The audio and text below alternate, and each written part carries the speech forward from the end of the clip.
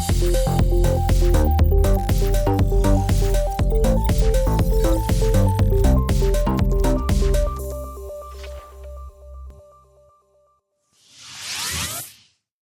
and welcome back to Learn Linux TV.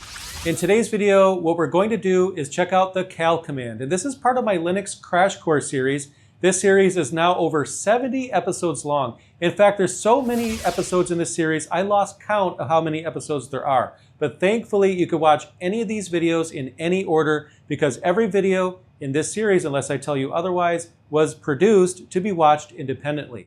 In today's video, what we're going to do, like I mentioned, is check out the cal command. It's a very simple command. There's really not all that much to it. And in fact, this might be one of, if not the shortest videos in the entire series. However, it's my goal to teach you guys everything, and I haven't covered this yet, so it's time to cover it right now.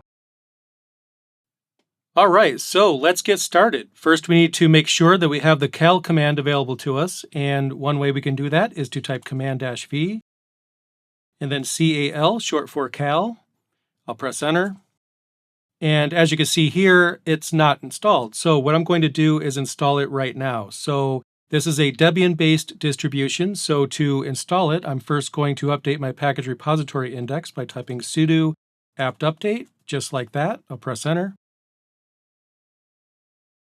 All right, so that's updated. And now what we're going to do is install a package. To do that, at least here on a Debian-based system, we'll run sudo apt install, and then the package name is going to be ncal, N-C-A-L, just like that. I'll press enter.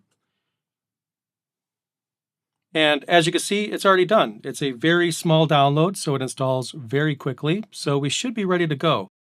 If you're not using a Debian-based distribution, then all you should have to do is install the appropriate package for your distribution. For example, if you are running Arch, Fedora, or a flavor of Enterprise Linux, then the package you are looking for is util-linux. It's going to look just like this. So all you should have to do is use your distribution's package manager to install that package. Now that we have it installed, we could go ahead and use it. And the easiest way to do that, or the simplest way, is to just type cal, just like that. I'll press enter. And as you can see, that displays a calendar for the current month right here in your terminal. So if you're curious what day it is, if you're a total introvert and you can't get up to look at a calendar, you could just type cal right here in your terminal and you'll find out what days fall on which days. You'll see your calendar right here, just like you see on my screen. Now another cool trick is you could type cal and then -y for year. And when we press enter, what it's going to show us is the calendar for each month of the year. So as you see right here, I have 2024, and we see each of the months displayed right here. If you'd like to see the calendar for a different year, simply add the year that you're curious about after the cal command, like this. So for example, I could type cal and then 1982, and press enter, and we'll see the entire year calendar for the year 1982. So if you're curious about a different year, you can absolutely customize that, as you can see. In addition to that, if you'd like to look up a specific month of a specific year, here's how you do that. You could type cal, then you type the number for the month, in this case 8 as an example, and I'll use 1982 again. And then when I press enter, we see the calendar for August of 1982. So you could customize the month and the year right here in your terminal.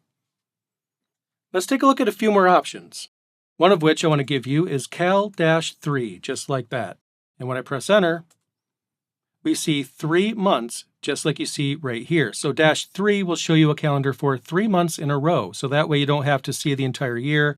If you're curious about perhaps the last 3 months, then you can enter cal-3 as you see here. Now another trick that's not as useful is cal-1. If I press enter, you can see that it gives you the calendar for the current month.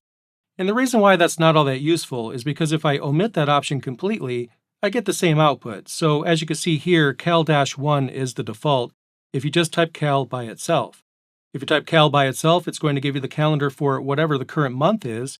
Or, like you saw earlier, I could use -3 to bring a 3-month spread up on the screen, or I could customize the month and the year and have the output change accordingly. All in all, the cal command is very simple. There's really not all that much to it. Like I mentioned in the intro, this is going to be one of my shorter videos on the channel, But this is a command that I think everyone should at least be aware that it exists, and now you're aware of it. And there's our video. In this video, we explored the cal command, and sure, it wasn't all that long, but again, I want to teach you guys everything, and the cal command was on the list, so let's check that box, and we'll move on to the next topic, because this series isn't going anywhere. I have other episodes planned that I can't wait for you to see. Definitely subscribe to Learn Linux TV so you can be the first to see those episodes as soon as they appear. And in the meantime, well, thank you for watching this video. I really appreciate it.